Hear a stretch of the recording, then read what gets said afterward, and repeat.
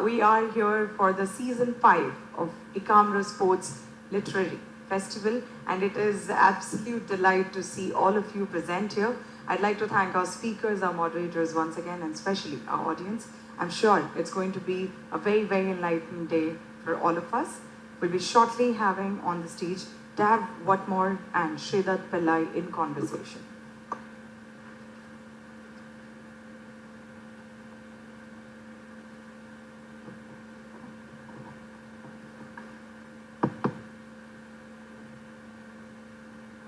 Good morning. Right, so the first session always, there's a bit of blues around, but for sure it's going to be a clash of accents. But let's hope that's going to be a very productive one. So I've been told it's 30 minutes and plus 10 minutes of questions. Let's make the most of the man available over here. And to start with, Dav, warm welcome. Been to Bhubaneswar before? I have, quite some time ago. It's always nice to come back, and I can say that I'm a little bit privileged to be part of a sport that hundreds, millions of people follow, not just in this country but also abroad. Right. But I do really appreciate the skills and the talents of all other sports, really. Olympic Games, Commonwealth Games, Asian Games. Just wonderful. So I'm happy to be playing a small part of today. Just scanning through the crowd, and I don't know how many of you would probably associate with this, but people of my age would definitely do. Let me tell you this, Dav, we used to hate you, right? And the reason is 1996.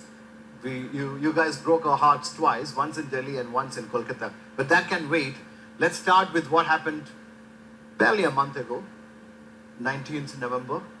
So the entire India were prepared, right? We were looking at, it was a matter of when and not if, 10 matches on the trot.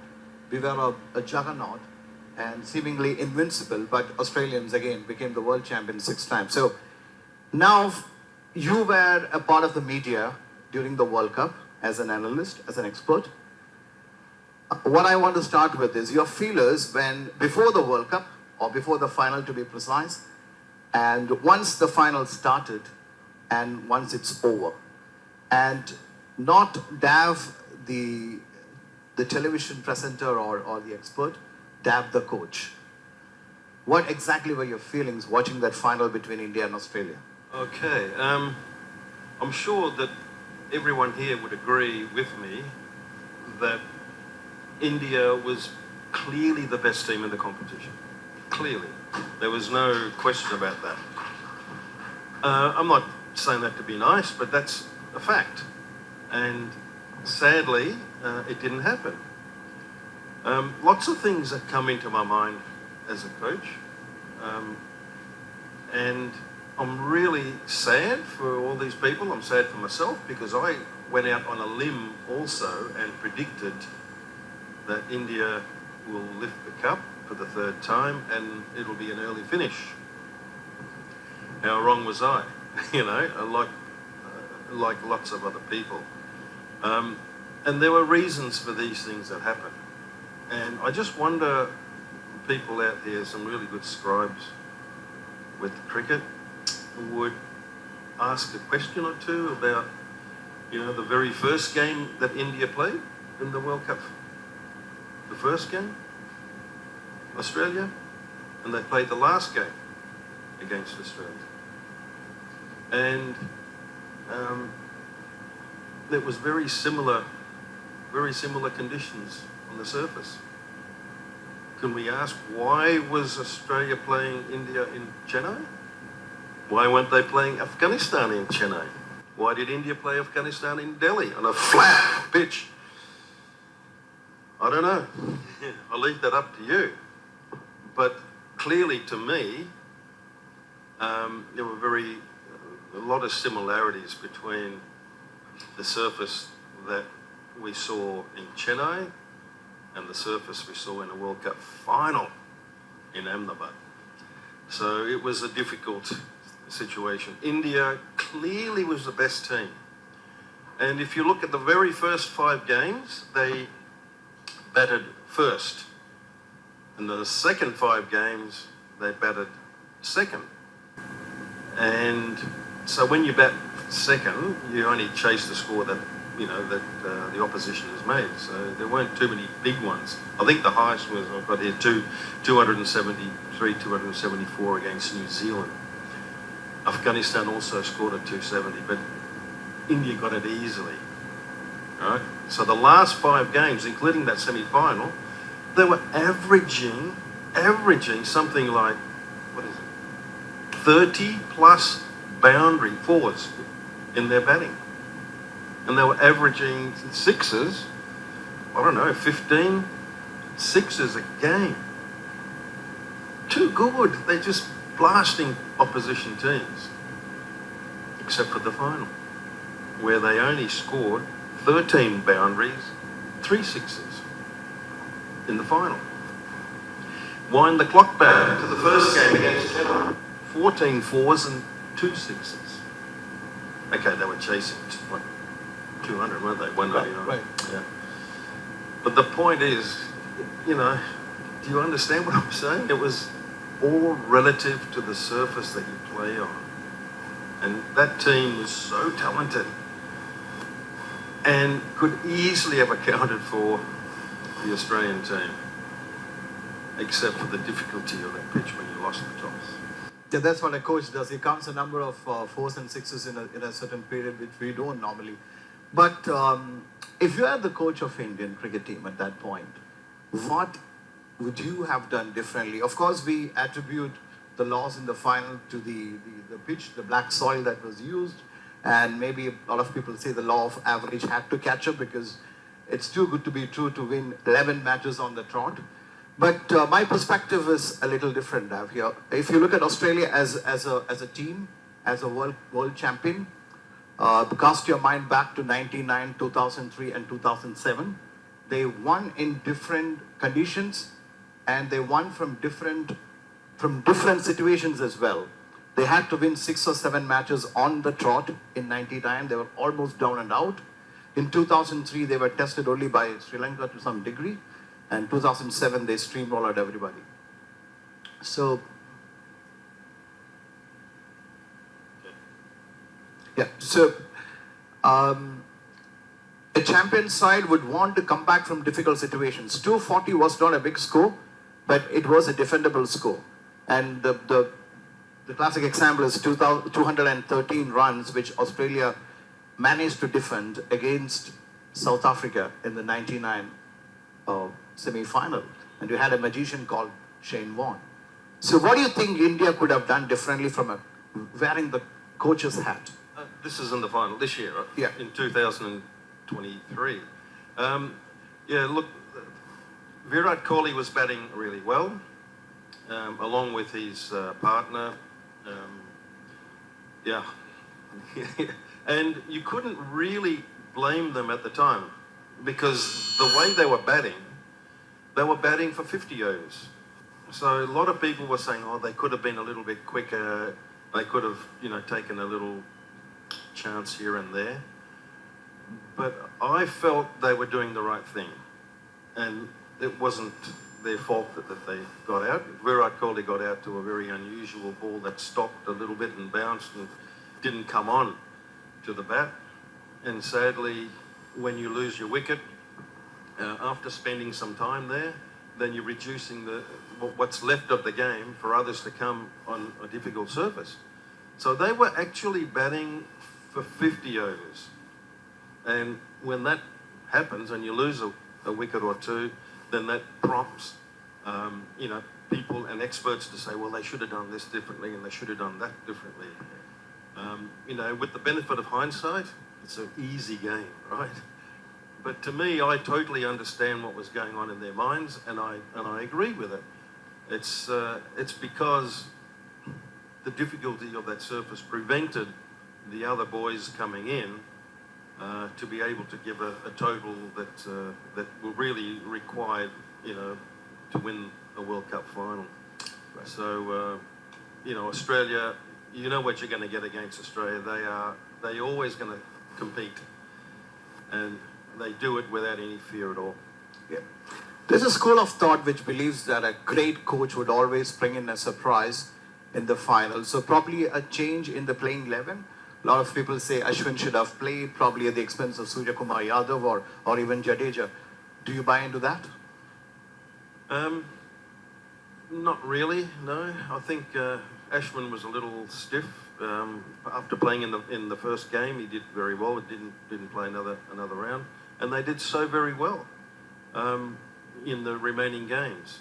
And then you had a forced change in the attack when Hardik Pandya got injured, and that brought in a wonderful pace bowler in Mohammad Shami, who really set the whole World Cup alight. So no, I think the short answer to that question is no. But Ashwin is just a wonderful player. And also that reminded me also in that final, why did Mohammad Shami open the bowling? And all his success has been at number 3, the first change. And Mohammad Siraj was the guy that shared the new ball with Bumrah. So it was a little panic, maybe, that was set in. But Ashwin, okay, hindsight again, probably Ashwin might have played. Right. We all love Rahul Dravid, don't we? There's a tricky question here. So Rahul Dravid, the great wall of India, a tremendous batsman, a legend in his own right, one of the greats of all time. How do you rate, and please don't be diplomatic here, how do you rate Dravid as a coach? You know what happened the last in coach? If you remember the Chapel Gate. So I know it's just a tricky one, but then how do you rate him as a coach? Well, that's a difficult one, really, isn't it? I mean, I'm not here to judge other players. I mean, there've been many times when people ask me about, what would I do, and then it's difficult to sort of, to answer that question, particularly when I was coaching an opposition team or still in the game as a coach. At the moment, I'm not. Yeah, but I'm still have he's professional mate of mine. So I understand the difficulty in coaching. It's changed a little bit over the last few years, coaching, because now you have all these specialists that come in, almost embarrassed to the riches of these specialists that come in and provide their expertise to the team. And you have, I think India carrying more than 12, support staff. Each had a specific job to do. So the coach these days is a more important role of managing and, controlling and shaping the way the team plays, rather than any specific technical stuff. Sure, you need to know your technique, you need to know your tactics, and you need to give some good feedback, but there are specialists that do all that. So how do I rate Dravid? I think he's very good. Sadly, he hasn't got that on his CV though. An ICC tournament that's come and gone, and one that really did get away. So I'm sure he'd be really upset along with everyone else. But he's got another opportunity coming up in the next 6 months in West Indies and America. So I'm sure that they'll be directing all their energies into ensuring that India is in the last game. They play off in that last game, and when you do that, you have a chance to win a cup.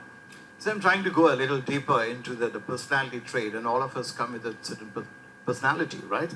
How much of that has to be worked on or kind of changed when you deal with, for instance, a lot of people think that Rahul Dravid was very successful with the under-19 team because he could tell those guys what to do. But when you're dealing with the likes of Rohitsharma, Viratkohli, Bumrah, the superstars, then the style of communication has to be a little different. A. B. Greg Chappell, for instance, he was somebody who always liked to be, right up there, in the limelight, talking. Gary Kirsten, on the other hand, was entirely a different kind of personality. So Dravid, for instance, is probably more in that mold. What do you think should be an ideal personality of the coach? Well, really, the coach doesn't go and do the hard work on the field. What we see in competition is the result of all this other stuff that goes on before competition begins. So, you know, the area where the coach is most active is everywhere else other than the game.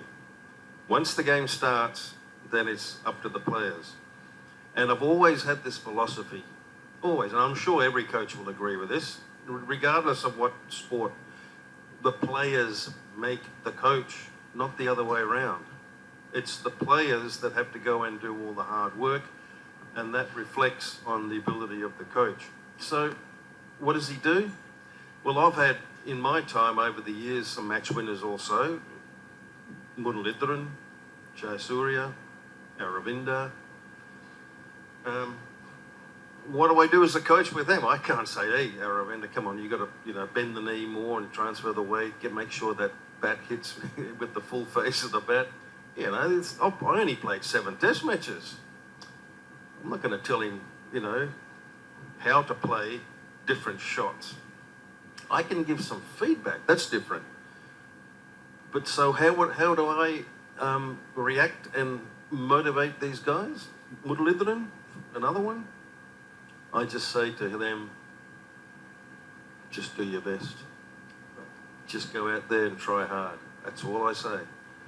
And that's all they need to know. And every I was going to say stars, but some of them are stars all over the world that I've coached.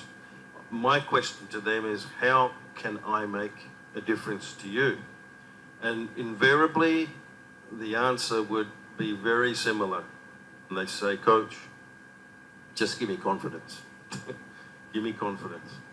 So it's the communication, it's how you manage and what you say to individuals that will make them feel at ease. There's enough pressure going on out there in any game, international game. I think you got to take pressure off. When you take pressure off, I think you have a better chance. You already introduced the name, so that's where I'm going to. If you would love to know what made Sri Lanka the world champions, they were massive underdogs. They punched above the weight. And if I remember right, I don't know, in 1992 when the World Cup was in Australia and New Zealand, they finished almost at the bottom of the table. They had just Zimbabwe, below them. And maintaining the same nucleus, right? They managed to win the World Cup. And you were brought into the picture. And for those people who might be interested in knowing, the entire Sri Lankan cricket board had about $30,000 in the bank. Not more than that. And that's probably less than what somebody like Sachin Tendulkar would have earned personally. That's a scenario. But from there, if you score 40 marks, 50 marks, barely passing the exam, how do you believe that you can be the topper of the next exam, right? That's exactly what Sri Lankans did. First of all, tell us about how did you happen to be in the mix? Because if I could recollect, you are the first coach of foreign origin. I know that you are a Sri Lankan as well as an Australian citizen. But how did it all come about? A, and B, how did you walk into, you said 7 test matches, that's your experience.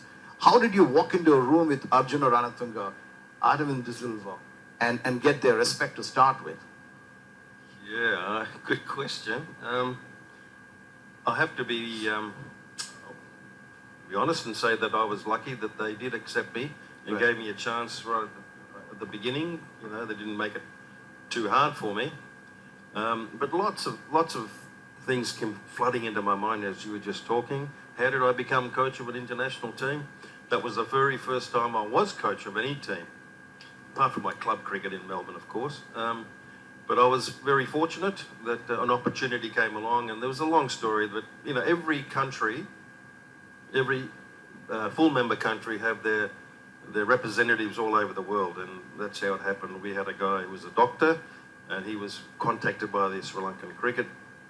Is there anybody in that country that can come and do us a favour and come and coach? And that's how long story, but that's how it all happened. And walking into a room with Arjuna and Ravinda, you're right. It's not that easy. And the very first training session we did have was a fitness session, and we didn't have a fitness coach. I worked for the Institute of Sport, Victorian Institute of Sport, for 4 years before I became coach of Sri Lanka. So I had a bank of knowledge in there. in all sorts of areas. So no fitness coach, no physio as such. And we had this running program, which I had plenty of in my previous 4 years. We get to the NCC, the Nondescripts Cricket Club, where the national team did a lot of their training. I think it was before 7 o'clock in the morning. Everyone was on time. It was good. And then this huge cloud came and it just opened up and it poured rain, as you would imagine in a tropical country. And then Guru Singer, I remember, came right up to me in front of everyone and said, "That's it, boys. We'll see you tomorrow." And I thought, no, please, Guru, just hang on there, will you? Just hang on. Just give us some time. And it didn't stop for a while, but my attitude was, listen, when you have a shower, you get wet. Okay? Let's go and do the session anyway. So we started in the rain towards the end of that heavy shower, and we finished the session. And that, to me, I was so glad that happened, because it was a bit of a standard that we set that wasn't always the case before. But again, these guys, played a lot more test matches than myself. So I stayed away too much from being technical, from their point of view. I arranged myself a lot more with the younger guys and gave feedback and organised. Everything was structured. There was not one session, and I still do now. Any net session that I am in charge of is all written down. So each player knows what he has to do, when he has to do it, and for how long he has to do it. It makes it a lot easier. But that wasn't something that was done then. Right. There are a lot of elements that went into it, but we don't have the time to ask him about all. But then I certainly have to ask him about, I'm sure all of you, or some of you at least, will have this question in the mind. The game changer was the opening partnership. The ones who followed that Cricket World Cup, or the ones who have gone back in search of history, would know that traditionally in a 50-over match, if you are 60 for 1, 70 for 2 in the first 15 overs, you're kind of doing well. But to target 100 runs in the first 15, and two unlikely characters, Jayasuriya, who used to bat at number 9, was promoted up the order. Kallu Vitarana, who used to come at number 7. That improvisation, right? So we would like to know more about how it all came about, because that changed limited overs cricket forever. It did, and it was wonderful if you are a Sri Lankan supporter or part of the Sri Lankan team to see the utter chaos that resulted from that opening partnership. But Sanath was opening the batting when I came along in 1995. We toured Pakistan, and he opened the batting in 3 ODIs. We lost the first one and won the next 2. But before that, we played test matches very quickly. Lost by innings the very first test match and won the next 2. So again, it was a great start. So Sonny was opening the batting. So then we went to Sharjah for this CBFC series. We beat West Indies. Now Australia. We had to go to Australia, and we got absolutely humbled in the test matches, but qualified in the World Series one-day competition. After game 2 of that World Series one-day competition, we were opening with Mahanama and Jayasuriya. Yeah. And the person who I credit with this brainstorming idea to get young Romesh Kalawatana to open was Dulip Mendes. No mistake. He came up to me, and I can tell you word for word what he said. How if we open with Romesh? Man, immediately it was like a light going on in a dark room. Okay. It really was. As you said, he batted number 7, and he is one of the sweetest hitters of the ball. But because where he played, there wasn't too much real estate in the outfield. So him getting promoted to the opening position, now there were only 2 players out of the circle for 15 overs. And it was a revelation. And I can tell you, he won 2 man of the matches, I think, his first 2 games. But it wasn't because he got hundreds. No, it was because he just helped, along with Sanath, open up that gap, broke it open. And captains of the opposition teams had no idea how to respond, how to react, because it had never been done before. So his ability to hit the ball in the air was not, we call slogging. He actually played shots. Good cricketing shots, some aerial and some along the ground. And the result was incredible, as you said. And I tell you, there was never, ever any instruction for them to go and hit 8 and over, 9 and over, whatever it is, 7 and over. Nothing, none of that. I know. I did each team meeting, so I know what was said.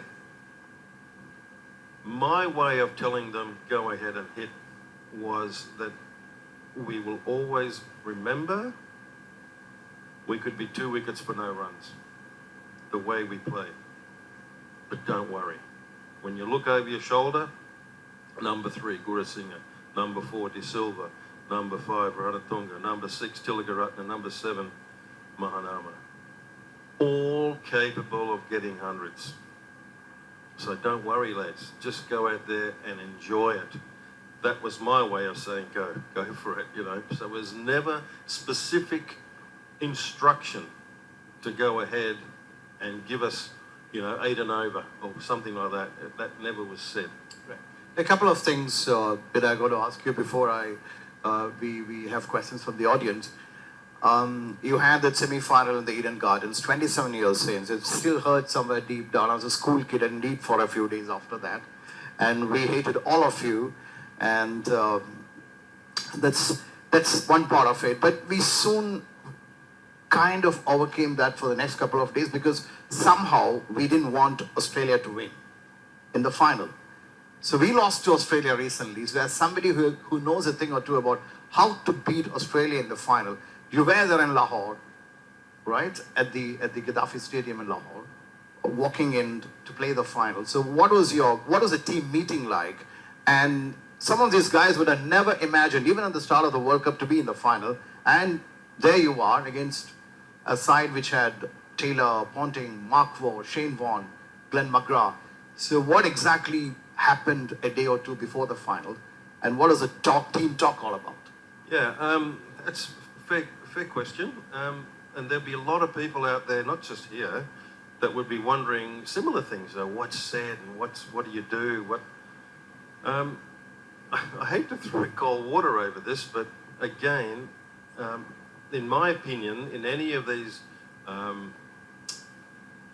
tournament matches, ICC tournament matches, the semi-final is always the hardest one, in my humble opinion. So having won the semi-final against India at Eden Gardens, the final is a 2-horse race. To me, once you're in the grand final, it's the best team that's going to win. It's the team that, you know, is able to absorb that extra little bit of pressure that counts.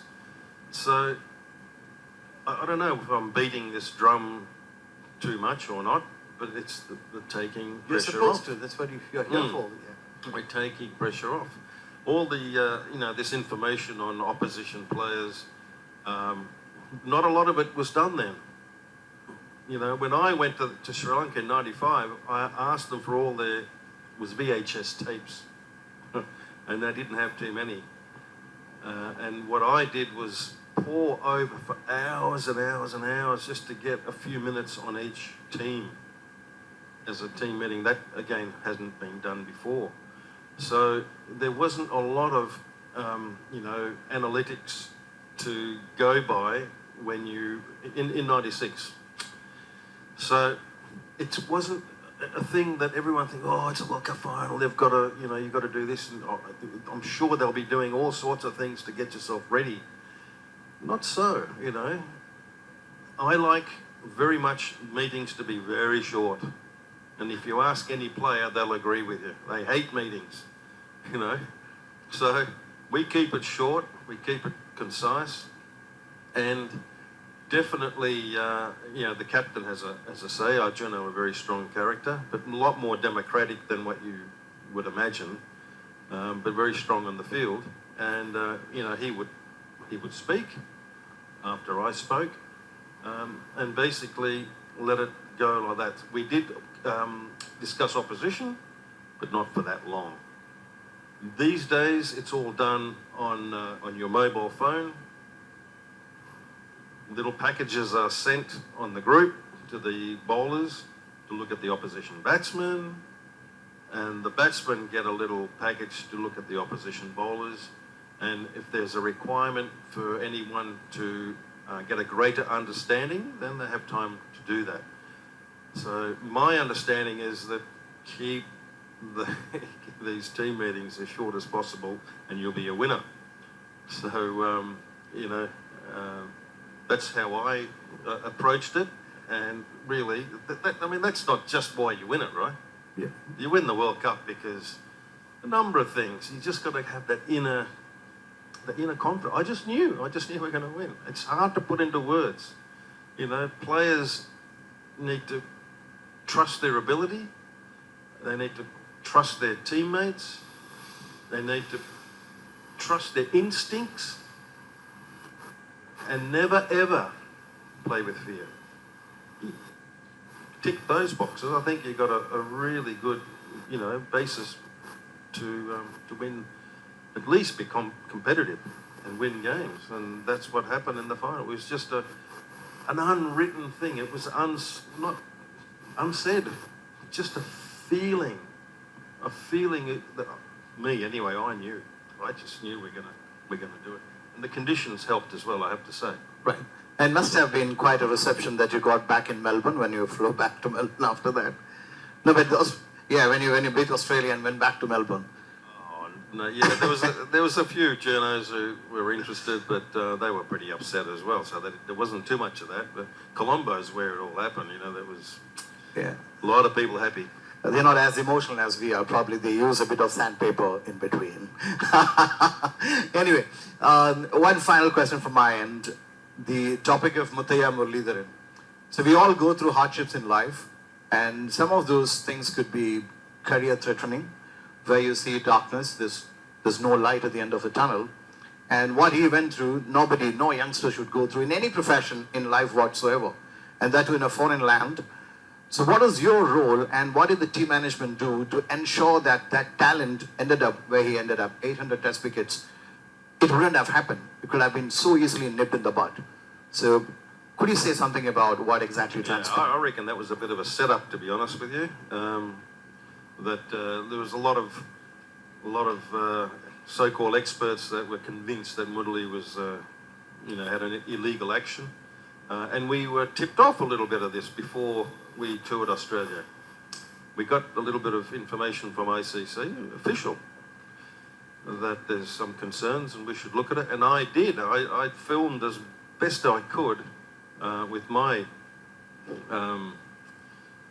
limited knowledge on the biomechanics of the movement patterns of Murali. And I was okay with it, that his action was different. One of the few wrist-spinning orthodox finger spinners, because he rotated everything from his shoulder to his whole arm. And when most of us would stand up, they call this a carry angle. If I just drop my right hand, there's a little angle that, is created from my body and my arm. He's here. He just drops his hand, he's like that. So, before anything else, he has a slight deficiency in that elbow. But the actual movement pattern of the bowling action is rotation. And it gives the illusion that he's straightening. And he passed so many tests since he was called in 1996 that clearly, even a person like the late Bishan Bedi, I'm sure, would, and towards the end, may have agreed that, okay, he may have been wrong, but Bish was a big detractor. He was very against Murali's action. But he passed every test that was asked of him. And what happened in Melbourne when he got called? Yeah, it was difficult. I had a very good mate of mine who was a biomechanic, a biomechanic for the Australian Cricket the Cricket Board, a guy called John Harmer. I immediately called John, and John said, just do me a favour, Dad. Please film him from mid-on. Not where the cameras are when you look at Channel 9. From mid-on. So I thought, okay, we had a camera, a Panasonic that we carried with us, and I had to go down to the ground level, and I had organised with the captain to bring him on at this end, right? Because then it's easy just to walk down. He brings him on at the other end. Jesus, I've got to walk all the way around in front of these mad Australian crowds calling me all sorts of names, I have to tell you as well. It's terrible. And I filmed him. Filmed him for a couple of overs, sent the tape to John. John had a good look at it, and he was convinced he's clean. So, you know, I played a part as much as I could to try and help him, you know, to reassure what he was doing is right. There was a lot of other big names. The cricket board president came, and vice president were there, and they all supported Woodley. The whole team did. And, you know, we gave as much as we could to ensure that, you know, he was protected amongst us as the inner group. And who was the most difficult character to manage in that team? Woodley. Why? Well, he never shut up. He just would not stop talking. And, you know, I admire him as a, you know, as a skillful player. I can give you stories about what happens in the nets. But there was one team meeting, you know, before a final, before he played India at the Premadasa. And we picked the team, and I announced the team with the manager. And Woodley puts his hand up and says, I think we make a mistake. We've got to play another spinner instead of a guy called Suresh Pereira, medium pace batsman, who won man of the match against India in the round games. It was clearly the wrong forum, right, to say that. So I said, Woodley, just, you know, fair enough, we can talk about it later. And he wouldn't shut up. He did it again. I think we should play the spinner. Again, we told, listen, mate, we'll get to this after the meeting. He did it a third time. I don't want to, I can't tell you what I said. Just tell him to shut up with a couple more adjectives stitched on. And we will definitely revisit this later. And the rest of the team meeting was horrible, and nobody spoke. It went on for another 10 minutes or so, but it was, you just wished, you know, we could finish up then and there. Right. It was a really weird feeling. Right. Nobody, yeah, everyone looking down. You know, we won the game the next. And what happened? I get a phone call in my bed, in my room, an hour later, from the captain. We're going to make a change if you don't mind, sir. You know, Upul Chandana will come in and Suresh. I said, it doesn't surprise me. Go for it. Let's go for it. Right.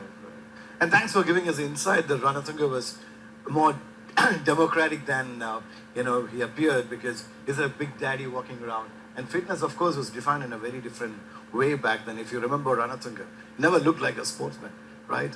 And never ever ran, he always walked his runs. Well, yeah, the long singles he walked, but also his fitness regime when I first went there was totally different to everyone else. Right. All I had him doing was like a fat burning sessions, right. Long, slow distance. That's all he had to do. So we try to specialise more with those types of body types, like mine too. I have to say, I wasn't the greatest fitness player when I was playing, so I had a soft spot for that. But he had a different training regime to most others. Right. So I think we'll throw the forum open for the audience to ask. So please feel free if you want to ask. I'm sure you would want to. It's all yours. Yes, sir. Sandeep bhai.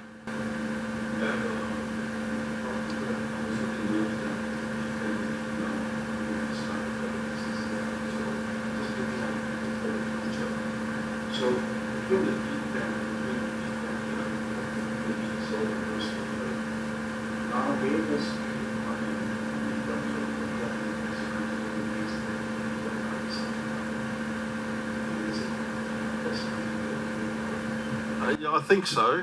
It's looking that way. The test matches that nearly most of the international players will say that they would prefer to play test matches, but the reality is that there's only a few countries that can afford to do that. And the more formats you create and play, and the leagues, more importantly, these franchise leagues that keep popping up all over the world, and they're all good. It all provides an ability and an avenue to earn a good income for lots of people, not just players. But what it does, it reduces the available time for bilateral series. So there has to be some real hard thinking about these franchise cricket that keeps popping up around the world. There are advantages for it, and there's certainly disadvantages for it. It may be that the cricket boards may have to be flexible with the teams that they select, that they have to have bigger bases, and there ain't too many countries that have a bigger base or a bigger pool as much as India has. So it takes away from the available time for these bilaterals in the future tours program. Yes. It's been for a very time. So, in your opinion, who is the best Indian batsman ever? Ever? Oh dear. I think that your current number one highest run scorer in this current Cricket World Cup would surely have to be discussed as one of them. You know, Viratkohli. And I had him as an under-19 captain when I coached them in that World Cup. You know, I don't want to take credit for that. I mean, I only had that team for 2 weeks when I was at the NCA, and they said, "Oh, can you coach?" I said, "Oh, okay," you know. But he was, I have to be honest, you know, he was a plump young guy who wasn't shy. I can tell you, even those days, he was very confident, but never really had the talent that you would imagine he's shown in his career. But to me, that guy, in answering your question, where he turned the corner for me is when he went on a very disciplined weight loss program. And that's, as we all know, is hard to do. I know I've tried it a few times. It's really hard to do, so you need to be really disciplined. And when he showed he had that discipline, it really wasn't a surprise to me. His career just took off. You know, with his confident approach, his discipline to get there, strong mind and good skills, you got a champ.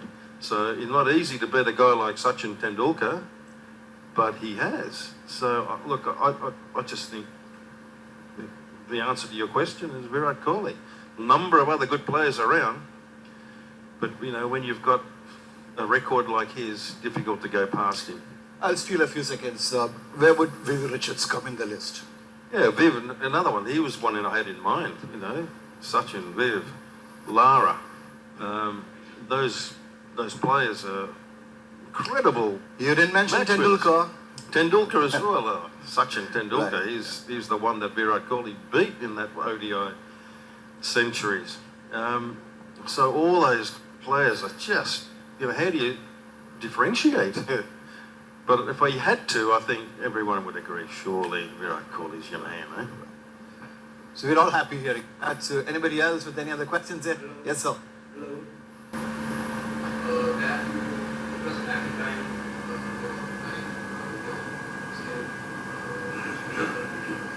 So as a some interest in cricket, I wanted to ask you how to score or what we can from time to time. Do you think making Sreeduth and the other back higher could have added Say at number 3. No, not number 3. No, he's a game changer. Would you agree? Oh, no, I think he was a game changer. I had one of my jobs was to see how many game changers in the World Cup, and I think he was one. And to me, a game changer is a person who does not necessarily spends a lot of time in the wicket as a batsman, but very effective, and he changes the game, so you don't need to spend that much time. So no, I don't think a number 3 for Sreeduth Yadav. It comes down to the surface that you play on. You know, India absolutely blew away opposition in the last 5 matches.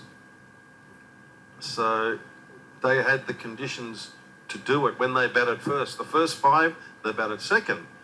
And the second 5, they batted first. And the conditions were they just blew it away. Rohitsharma had a terrific job to do as a captain to set the tone, and he did it in absolute style. So he wasn't the one to get the big hundreds, but he really did open up the game and put the pressure on the opposition and allowed Viratkohli to take a little bit more time than what he perhaps may have. And Shreyas Iyer, who was another little revelation too. He's going to be good. So I don't think Yadav, I just think it's the surface you play on dictates everything. The degree of difficulty when you've got a difficult pitch increases, and you've got to readjust your whole thinking as to what totals you really need to get. But you know, in that World Cup final, it got easier, right? Under the lights, a bit of dew came in, and there wasn't hardly any bad behaviour of the ball as we saw in the first game. It was a bit unlucky, but I think they could have done themselves a much bigger favour by just playing on a decent pitch. And we played at the Ahmedabad stadium. I was with Baroda. Before the Vijay Hazare, we played Gujarat there. Their venue was a black surface pitch. Our venue was in Mumbai was going to be red, so we played 2 games, one on red, one on black. The one on red, we humbled them, we knocked them off and won easily. Not a big score. On black, 300 played 300. 300 played 300 on the black. Right. What happened in the World Cup final? It's a World Cup final, man. Right. Hello. Yes. Yes, sir. Sir, there's somewhere that you said, like everything has named 5 cricketers are the best in the century. Don Bradman, Jack Hawks, Gary Sovers, Vivian Richards, and Shane Ward. How is it that Sachin Tendulkar the cricket to that? That's You ought to get it here. You'll have to. Well, they should add another one, make it 6, not 5. All those names that you just mentioned, great cricketers, aren't they? But, you know, maybe there will always be argument, always be good discussion on why wasn't he picked or why wasn't he picked, you know. At the moment, with your current day competition is very visible. We see a lot on television to the point where it's saturated. So, you know, it's on the tip of our tongues and in our eyes all the time. But going back to Bradman, I wish I'd watched him play. I didn't see him play. I have a bat that he signed for me. Viv, I know, and a couple of other names I didn't see play either. But a very good discussion point. Why isn't Sachin Tendulkar in there? Yeah? If someone can promise me in 10 seconds you'll finish the question? Yes. Last question. Okay, so when I became March 1996, I had a class 12 and next day was our match exam, and 17th they were playing in Australia in the finals. And 11th was the match. Yeah. We are of the same age, by the way. Yeah, go on. So yes, and the next day in the match exam I failed that I passed. I'm different. Yeah. thanks to you, I get a student because it's a 100 of winning a best in the world, and thank you for it. Happy to be part of this episode. Oh, wonderful. Thank you. So, thank you for doing my job as well. I was about to do that, but I will not share the pay anyway. So, but it's been fantastic. We can go on for hours or even days together because this man is a repository of the experiences, knowledge, and whatever we can imagine from the world of sport, more particularly cricket. But that's what we have time for. We have a time constraint here. But it has been a wonderful experience for me, and I'm sure each one of you enjoyed Dav's company over here. On behalf of the Ekamra Festival and my personal behalf, and on behalf of the entire audience. Thank you very much, Dav. It's been a fantastic experience. Thank you. Oh, thank you. And thank you all for being patient and listening and not getting too many boos. Ta.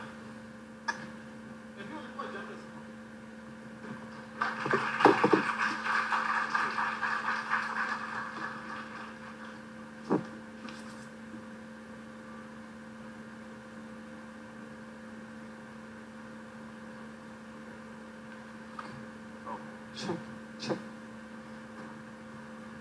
It was an absolute treat to watch the fantastic Dav and Sreeduth in conversation. And I'd like to thank all of you for the gracious participation that you all showed. And we have a small token of appreciation for Dav and Sreeduth both. I request them to kindly be seated as I present it to them.